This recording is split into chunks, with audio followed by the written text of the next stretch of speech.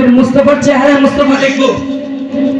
হাসরের ময়দান এমন একটা ময়দান থাকবে যে ময়দানে সবাই বলবে ইয়া নফসি ইয়া নফসি, একটা আওয়াজ আসবে, শুধু একজনই বলবে ইয়া উম্মতি ইয়া উম্মতি।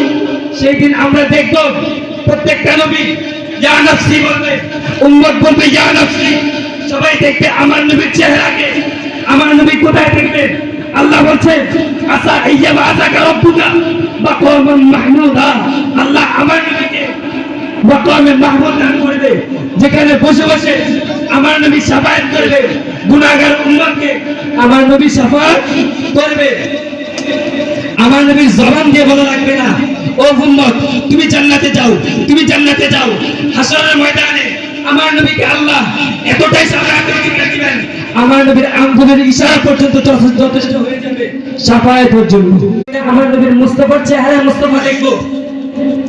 হাসরের ময়দান এমন একটা ময়দান থাকবে যে ময়দানে সবাই বলবে ইয়া নফসি ইয়া নফসি, একটা আওয়াজ আসবে, শুধু একজনই বলবে ইয়া উম্মতি ইয়া উম্মতি। সেই দিন আমরা দেখব প্রত্যেকটা নবী ইয়া নফসি বলবে, উম্মত বলবে ইয়া নফসি। সবাই দেখবে আমার নবীর চেহারাকে। আমার নবী কোথায় দেখবে? আল্লাহ বলছে আসা আইয়াবা আযাকা রাব্বুকা মাকামান মাহমুদা। আল্লাহ আমার নবীকে মাকামে মাহমুদ দান করবে, যেখানে বসে বসে আমার নবী শাফায়াত করবে গুনাহগার উম্মতকে। আমার নবী শাফায়াত করবে। আমার নবীর জবান দিয়ে বলা লাগবে না ও উম্মত তুমি জান্নাতে যাও, তুমি জান্নাতে যাও।